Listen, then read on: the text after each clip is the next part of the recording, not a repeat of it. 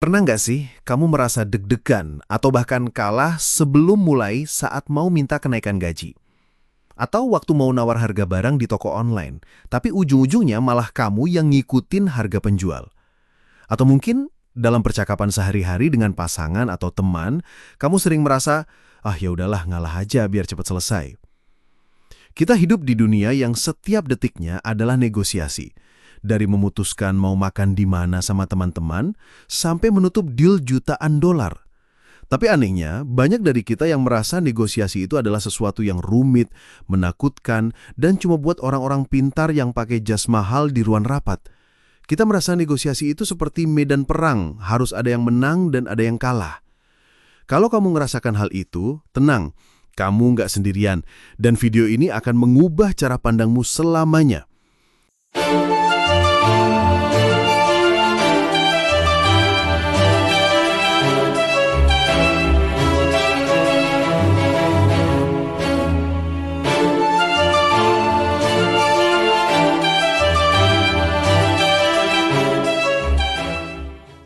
Buku yang akan kita bongkar kali ini adalah Negotiation Made Simple oleh John Lowry. John Lowry bukan cuma seorang teoritis, tapi seorang praktisi, pengacara, konsultan, dan pengajar negosiasi yang sudah membantu ribuan orang dari mahasiswa sampai CEO untuk menjadi negosiator yang hebat. Dan inti dari bukunya sederhana. Negosiasi bukanlah medan perang, tapi sebuah tarian. Sebuah proses komunikasi strategis untuk mencapai kesepakatan atau menyelesaikan masalah. Dan kuncinya, seperti yang akan kita lihat, terletak pada dua hal yang terdengar kontradiktif, ambisi dan empati. Tonton sampai habis, karena di akhir video ini, kamu nggak akan lagi melihat negosiasi sebagai beban, tapi sebagai skill paling kuat yang kamu miliki untuk meraih apa yang kamu inginkan dalam hidup.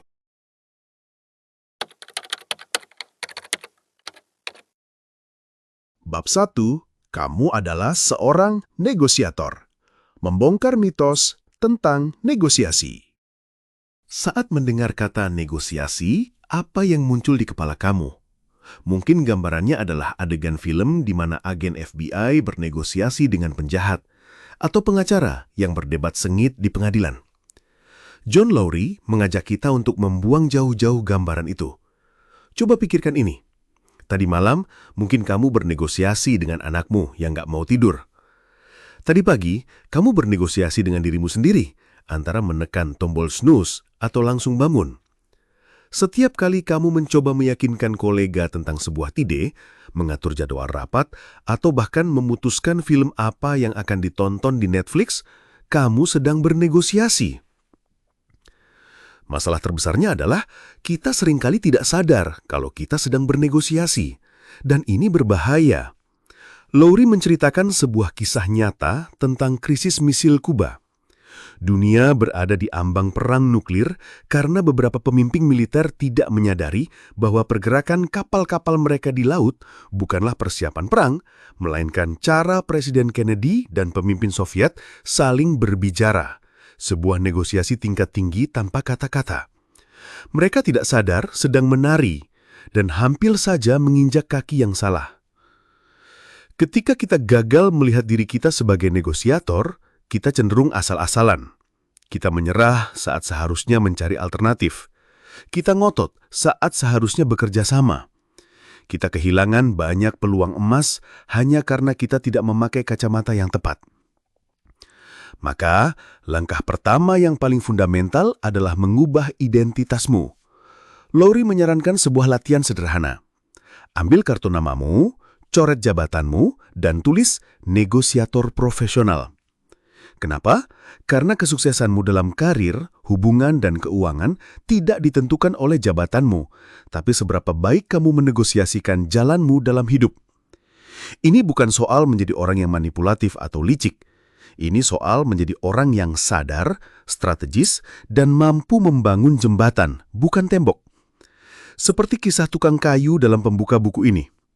Dua petani yang bersahabat lama bertengkar hebat karena seekor anak sapi. Hubungan mereka hancur. Salah satu petani menyewa tukang kayu untuk membangun pagar tinggi di antara peternakan mereka. Tapi saat dia kembali sore harinya, Dia kaget. Si tukang kayu tidak membangun pagar, dia malah membangun sebuah jembatan yang indah. Melihat jembatan itu, tetangganya datang, berterima kasih, dan persahabatan mereka pun pulih. Negosiator hebat, kata Lowry, adalah pembangun jembatan. Mereka melihat peluang yang orang lain tidak lihat. Mereka berani dan empati. Dan di bab-bab berikutnya, kita akan belajar cara membangun jembatan itu langkah demi langkah.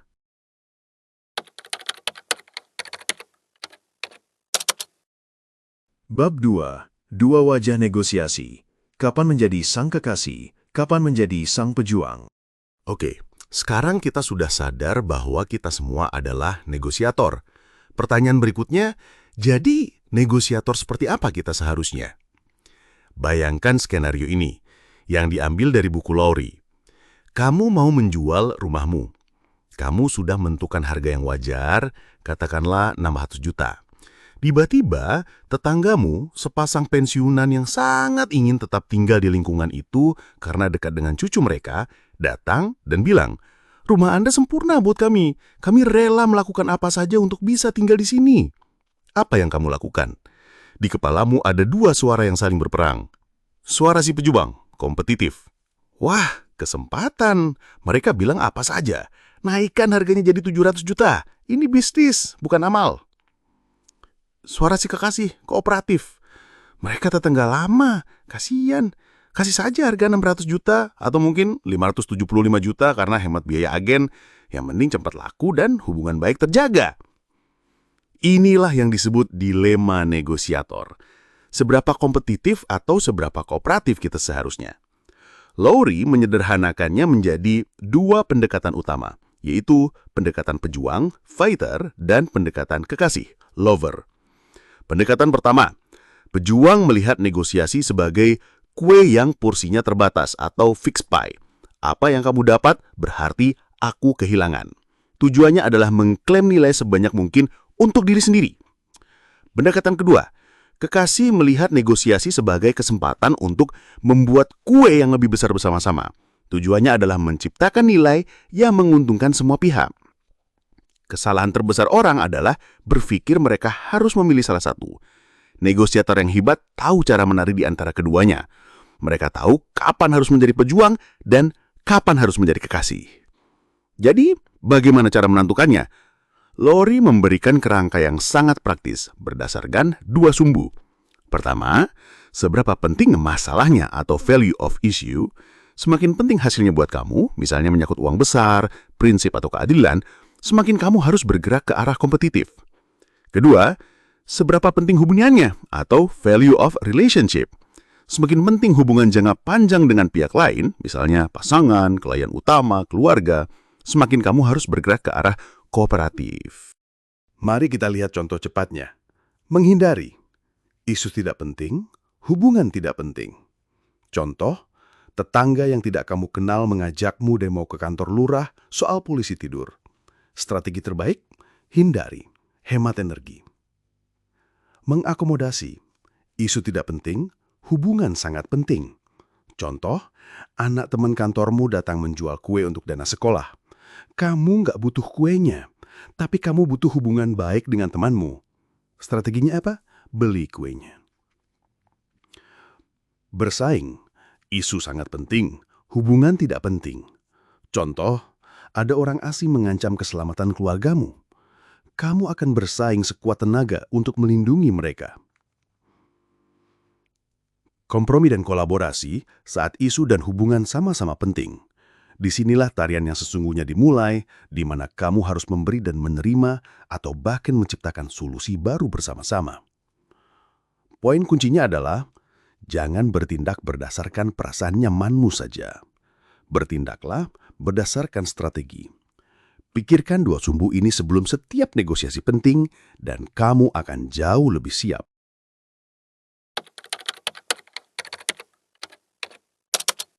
Bab ketiga, algoritma anti rugi. Cara menari saat ragu. Oke, kita tahu ada gaya pejuang dan kekasih. Tapi bagaimana kalau situasinya abu-abu dan kita ragu harus pakai gaya yang mana? Kalau hanya mengandalkan perasaan, biasanya kita jadi terlalu baik dan akhirnya rugi. Nah, John Lowry memberikan sebuah rumus jitu, sebut saja ini algoritma anti rugi, untuk menari di tengah ketidakpastian. Ini adalah cara untuk tas ombak tanpa harus tenggelam, yang terdiri dari 4 langkah sederhana. 1. Mulai dengan baik, start cooperatively. Selalu buka negosiasi dengan niat baik. Beri mereka kesempatan untuk bekerja sama. Jangan langsung pasang kuda-kuda untuk bertarung. 2. Jadilah cermin. Respond in kind. Inilah kuncinya. Balas gerakan mereka persis seperti cermin. Jika mereka baik dan kooperatif, balas dengan kebaikan yang sama. Tapi, jika mereka kompetitif atau agresif, kamu wajib membalasnya dengan kompetitif juga. Ini bukan untuk balas dendam, tapi untuk melindungi dirimu dan mengirim pesan, cara itu tidak akan berhasil padaku. 3. Siap memaafkan. Forgive. Jika setelah kamu balas pukulan mereka, mereka sadar dan kembali bersikap baik, jangan simpan dendam. Segera maafkan dan kembali ke mode kerjasama. Ingat, tujuan utamamu adalah mendapatkan kesepakatan, bukan memenangkan pertarungan ego. 4. Jadilah jelas. Be clear. Pastikan gerakanmu konsisten. Biarkan mereka belajar bahwa kerjasama denganmu akan dibalas kerjasama, dan agresi akan dibalas agresi. Dengan begitu, kamu mengajari mereka bahwa cara paling efektif untuk bernegosiasi denganmu adalah dengan cara yang baik. Jadi, rumusnya adalah mulai baik, cerminkan, maafkan, jelas. Ini mengubah tebak-tebakan jadi strategi. Kamu tidak lagi reaktif, tapi proaktif mengendalikan alur negosiasi dan melindungi kepentinganmu di setiap langkah. Bab keempat, Tarian Sang Pejuang. Memahami aturan main kompetitif. Oke, kita sudah punya formula untuk menari saat ragu. Sekarang, mari kita zoom in ke salah satu gaya tarian yang paling sering bikin orang keringat dingin.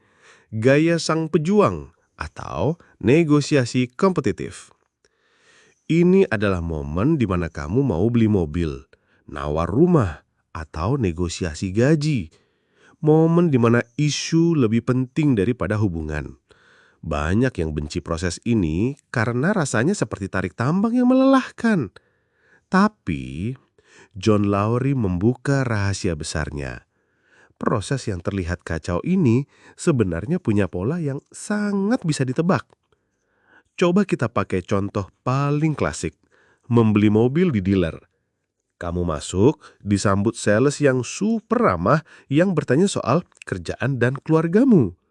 Dia bukan sedang basa-basi, dia sedang men-scan kamu. Lalu kamu diajak test drive. Saat kembali, kamu diminta memarkir mobil baru itu di sebelah mobil lamamu yang butut. Kenapa? Untuk menciptakan kontras dan hasrat dalam dirimu. Semua ini adalah bagian dari tarian. Lalu dimulailah tarian harga. Dealer membuka dengan harga pabrikan, katakanlah 400 juta. Kamu sebagai pejuang membalas dengan tawaran di bawahnya, misalnya 320 juta. Kling! Di antara dua angka itu, terciptalah sebuah arena dansa senilai 80 juta. Apa yang terjadi selanjutnya? Si sales akan bilang, "Saya coba tanya manajer dulu ya." Lalu menghilang, membuatmu menunggu. Dia kembali dengan sedikit penurunan harga, kamu balas dengan sedikit menaikkan tawaranmu. Maju mundur, maju mundur. Inilah tarian kompetitif. Meskipun terlihat melelahkan, ada beberapa aturan main yang selalu berlaku dalam tarian ini. Kuenya terbatas, fixed pie. Dalam contoh tadi, kuenya adalah 80 juta. Setiap rupiah yang berhasil kamu hemat adalah kerugian bagi dealer dan sebaliknya. Tujuannya adalah memperebutkan potongan kue terbesar. Menuju titik tengah. Ini kuncinya. Setelah tarian maju mundur, kesepakatan akhir seringkali akan jatuh di dekat titik tengah antara dua tawaran masuk akal yang pertama. Jika tawaran pembuka dealer 400 juta dan tawaran pembukamu 320 juta, kemungkinan besar harga akhirnya akan berkisar di sekitar 360 juta. Tarian ini tidak bisa di-skip. Banyak orang tidak sabar dan bilang, "Udah deh, saya langsung tawar 360 juta, deal ya."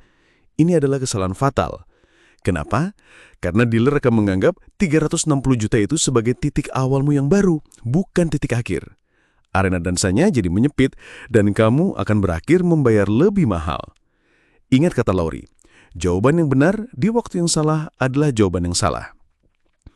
Jadi negosiasi kompetitif itu bukan adu banteng di kegelapan. Ini lebih mirip permainan catur. Polanya bisa ditebak. Dan orang yang tahu polanya, dialah yang mengendalikan permainan.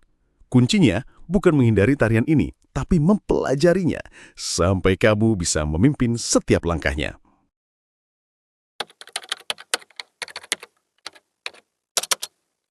Bab kelima, langkah pembuka, jurus paling penting dalam permainan. Oke, di bab sebelumnya kita sudah belajar aturan main dari tarian sang pejuang. Kita tahu polanya, kita tahu permainannya bisa ditebak. Sekarang pertanyaannya, dalam permainan catur yang bisa ditebak ini, apa langkah pertama yang paling kuat? John Lowry menjawabnya dengan tegas. Langkah pembukamu adalah langkah terpentingmu. Banyak orang berpikir negosiasi dimulai di tengah-tengah. Salah besar. Negosiasi seringkali sudah ditentukan hasilnya dari kalimat pertama yang diucapkan. Lowry bercerita tentang sebuah tim sales yang selalu memberi diskon besar untuk mengejar target.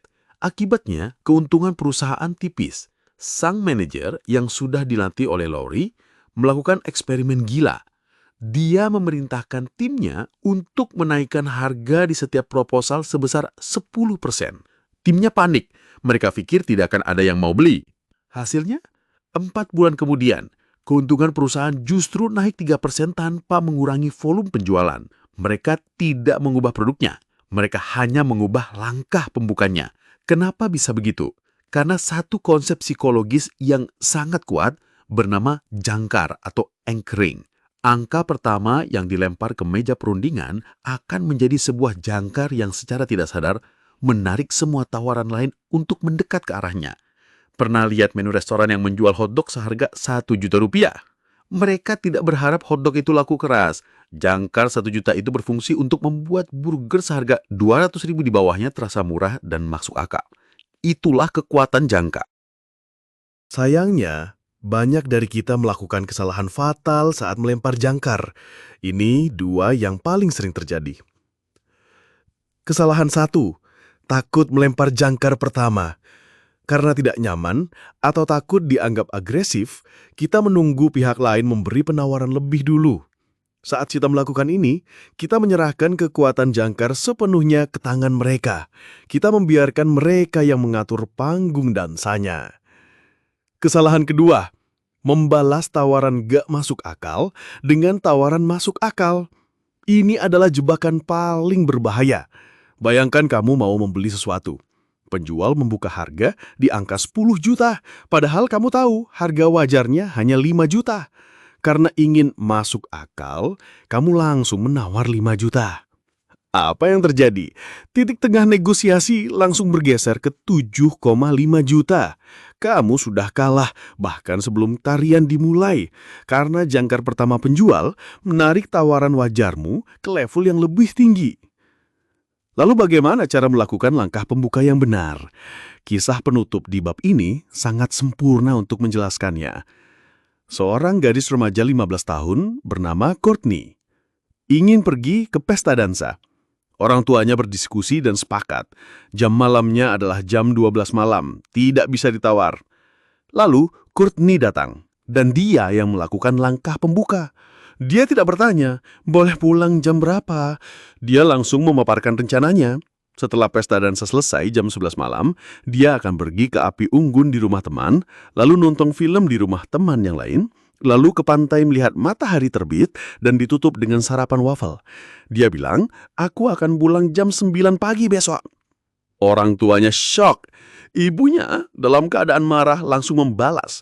Dengar ya, sudah jelas kamu tidak akan pulang lewat dari jam 2 pagi. Lihat apa yang terjadi. Courtney melempar jangkar yang sangat ekstrim, jam 9 pagi. Jangkar itu berhasil menarik batas maksimal orang tuanya menjadi sebuah tawaran balasan yang jauh melampaui batas itu, jam 2 pagi. Courtney berhasil mendapatkan tambahan 2 jam dari batas maksimal yang orang tuanya pikir tidak bisa ditawar hanya dengan satu langkah pembuka yang berani. Langkah pembuka yang berani bukan soal keserakahan, ini soal kecerdasan strategis untuk mengatur panggung agar tarian berakhir sesuai irama yang kamu inginkan. Bab 6. Seni memberi. Setiap konsesi punya tujuan. Setelah langkah pembuka yang berani, dimulailah tarian yang sesungguhnya, proses tawar-menawar atau memberi konsesi. Bagi banyak orang, ini adalah bagian yang paling tidak nyaman. Memberi konsesi terasa seperti kekalahan. Kita buru-buru menurunkan harga atau menyetujui permintaan hanya agar prosesnya cepat selesai. Ini adalah sebuah kesalahan besar. John Lowry mengajarkan bahwa dalam negosiasi, konsesi bukanlah kekalahan, melainkan alat strategis. Dia menceritakan sebuah kisah yang sangat kuat tentang mentornya, Peter, yang ingin membeli satu set furnitur seharga lebih dari $12.000 untuk ulang tahun pernikahannya. Toko tersebut menolak mentah-mentah untuk bernegosiasi.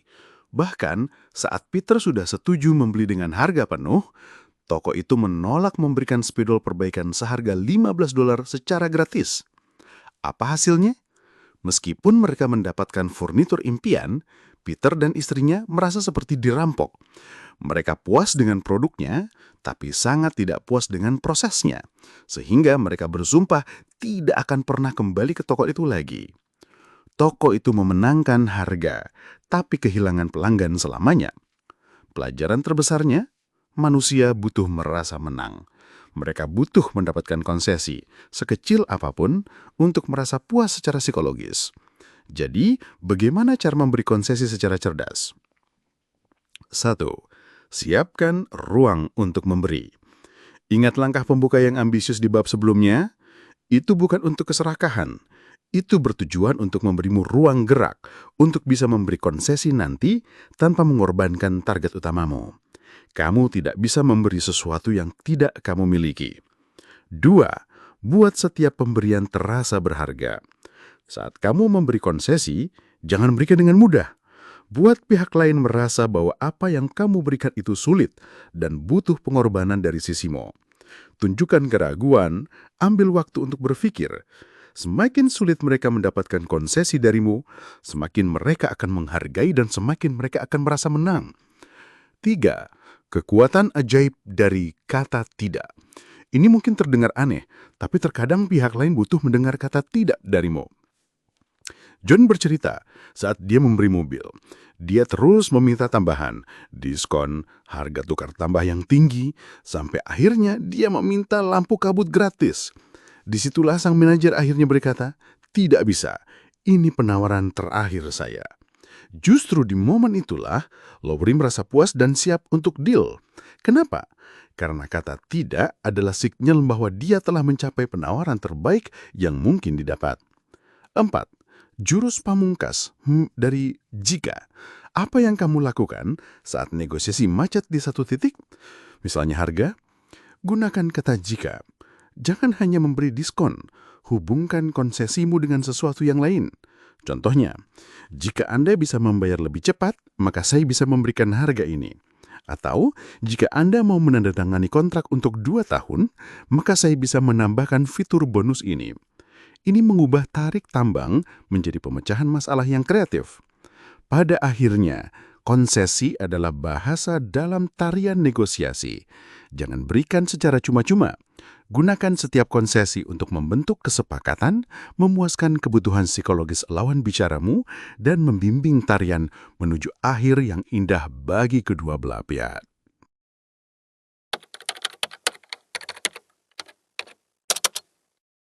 Bab 7. Jurus pamungkas, beranjak dari posisi kepada kepentingan. Kita sudah menguasai tarian sang pejuang, tapi apa yang terjadi kalau tarian itu tidak berhasil? Apa yang terjadi saat kita berhadapan dengan tembok buntu di mana tidak ada lagi yang mau memberi konsesi? Disinilah John Lowry memperkenalkan kita pada level negosiasi yang lebih tinggi, kerjasama kreatif atau creative cooperation. Ini bukan lagi soal siapa yang dapat potongan kue terbesar. Ini soal bagaimana kita bisa membuat kue yang lebih besar bersama-sama. Kuncinya hanya satu frasa, beranjak dari posisi ke kepentingan. Mari saya jelaskan dengan sebuah skenario yang mungkin pernah kita dengar atau bahkan alami. Bayangkan seorang karyawan senior, sebut saja Pak Budi, yang sudah mengabdi selama 20 tahun di sebuah perusahaan. Karena restrukturisasi, ia terpaksa di PHK. Posisi Pak Budi dan serikat pekerjanya jelas, menuntut pesangon sebesar 24 kali gaji jauh di atas ketentuan pemerintah sebagai bentuk penghargaan atas pengabdiannya. Perusahaan di sisi lain hanya mau membayar sesuai aturan. Negosiasi pun macet, adu kuat, saling mengancam akan membawa ke jalur hukum. Lalu seorang manajer HR yang cerdas dari perusahaan itu melakukan pendekatan yang berbeda. Alih-alih mengirim pengacara, ia mengundang Pak Budi untuk minum kopi. Berdua saja. Ia tidak langsung membahas angka. Ia memulai dengan bertanya, "Pak Budi, saya tahu ini situasi yang sangat berat. Bapak sudah seperti keluarga di sini. Kalau boleh saya tahu, selain soal pesangon, apa sebetulnya yang paling membuat Bapak khawatir saat ini?" Dan dari sana, terungkaplah kepentingan Pak Budi yang sesungguhnya yang tidak pernah muncul di meja perundingan formal. Harga diri. "Saya sudah 20 tahun di sini, Mbak. Saya tidak mau keluar begitu saja, seolah saya tidak ada artinya. Saya malu sama junior-junior saya." Ia butuh pengakuan dan rasa hormat. Masa depan anak. "Anak kedua saya baru mau masuk kuliah tahun depan. Jujur saya paling takut soal biaya pendidikannya." Ia butuh jaminan keamanan untuk keluarganya. Reputasi. "Nanti kalau saya cari kerja lagi, apa kata orang? Di PHK di usia segini pasti dianggap tidak kompeten." Ia butuh cara untuk keluar dengan kepala tegak. Manajer HR itu tersenyum. Sekarang ia tahu petanya. Ia tidak lagi bernegosiasi soal uang. Ia bernegosiasi soal kehidupan Pak Budi. Lalu ia menawarkan solusi. Untuk harga diri. "Pak, bagaimana kalau kita adakan acara perpisahan resmi? Bapak memberikan pidato terakhir dan CEO langsung yang akan menyerahkan plakat penghargaan 20 tahun pengabdian. Untuk masa depan anak, untuk pesangon, kita ikuti aturan. Tapi, sebagai tambahan, perusahaan akan memberikan beasiswa penuh untuk anak Bapak sampai lulus S1 melalui program CSR kami. Untuk reputasi, status Bapak bukan di PHK, tapi pensiun di ini dengan penghargaan khusus. Saya pribadi yang akan menulis surat rekomendasi terbaik untuk Bapak." Pak Budi terdiam, lalu matanya berkaca-kaca. Tuntutan 24 kali gaji yang tadinya terasa seperti harga mati, kini tidak lagi penting. Ia mendapatkan sesuatu yang jauh lebih berharga. Kesepakatan pun tercapai. Lihat perbedaannya. Posisi adalah apa yang orang katakan mereka inginkan. Saya mau pesangon 24 kali gaji. Kepentingan adalah mengapa mereka menginginkannya. Saya butuh rasa hormat, keamanan, dan reputasi. Selama kita beradu posisi, kita akan selalu beradu kuat. Tapi saat kita berhasil menggali kepentingan, kita mengubah lawan menjadi mitra pemecah masalah. Ini adalah jurus terkuat dalam negosiasi. Saat kamu merasa buntu, berhentilah berdebat soal apa. Mulailah bertanya dengan tulus. "Bantu saya mengerti, mengapa hal ini begitu penting bagi Anda?" Saat kamu berhasil melakukan transisi ini, kamu tidak lagi hanya menari, kamu sedang menciptakan sebuah mahakarya bersama.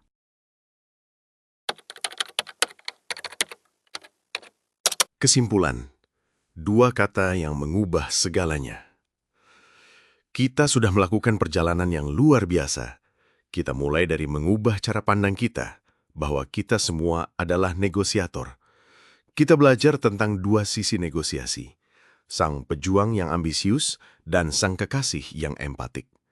Kita membongkar formula anti rugi saat ragu, memahami aturan main tarian kompetitif, dan menguasai kekuatan langkah pembuka serta seni memberi konsesi. Dan puncaknya, kita menemukan jurus pamungkas untuk mengubah lawan menjadi kawan dengan beranjak dari posisi ke kepentingan. Dari semua strategi dan taktik ini, apa sebenarnya benang merahnya? Jika seluruh buku ini harus disarikan menjadi dua kata saja. Dua kata apakah itu? John Lowry di akhir bukunya merujuk pada sebuah riset dari Harvard Business Review yang selama bertahun-tahun mencoba mencari tahu apa yang membedakan seorang penjual atau negosiator hebat dari yang biasa-biasa saja. Jawabannya, ternyata bukanlah kecerdasan yang luar biasa atau bakat licik. Jawabannya adalah dua hal ini, ambisi dan empati. Coba kita renungkan sejenak. Ambisi adalah mesin dari sisi sang pejuang dalam diri kita. Ini adalah keberanian untuk meminta lebih, keberanian untuk melempar jangkar yang kuat, keberanian untuk mengatakan tidak saat sebuah penawaran tidak cukup baik. Tanpa ambisi, kita akan selalu mendapatkan sisa-sisa. Empati adalah mesin dari sisi sang kekasih dalam diri kita. Ini adalah kemampuan untuk diam dan benar-benar mendengarkan. Keingintahuan tulus untuk memahami mengapa di balik apa yang diinginkan orang lain. Ini adalah kejeniusan untuk melihat masalah dari kacamata mereka dan menemukan solusi yang bahkan mereka tidak pikirkan. Negosiasi yang hebat bukanlah pertarungan antara ambisi dan empati. Negosiasi yang hebat adalah tarian di antara keduanya. Ambisi tanpa empati akan membuatmu menjadi seorang penindas yang dibenci orang. Empati tanpa ambisi akan membuatmu menjadi seorang keset yang selalu injak-injak. Tapi ambisi yang dibalut dengan empati, itulah yang akan membuatmu menjadi seorang negosiator legendaris. Seseorang yang bisa mendapatkan apa yang ia mau sambil membuat pihak lain merasa senang dan dihormati. Jadi, mulailah hari ini. Negosiasi bukanlah bakat, tapi sebuah keahlian. Sama seperti belajar naik sepeda, awalnya mungkin canggung. Tapi semakin sering dilatih, semakin alami rasanya. Coba negosiasikan hal kecil. Tawar harga barang di marketplace dengan strategi. Diskusikan rencana akhir pekan dengan pasanganmu dengan mencoba tulus memahami kepentingannya, bukan hanya posisinya. Ingat, hidupmu adalah serangkaian negosiasi. Jangan lagi menghindarinya. Jangan lagi merasa kalah sebelum memulai. Pimpin tariannya, karena sekarang kamu tahu caranya.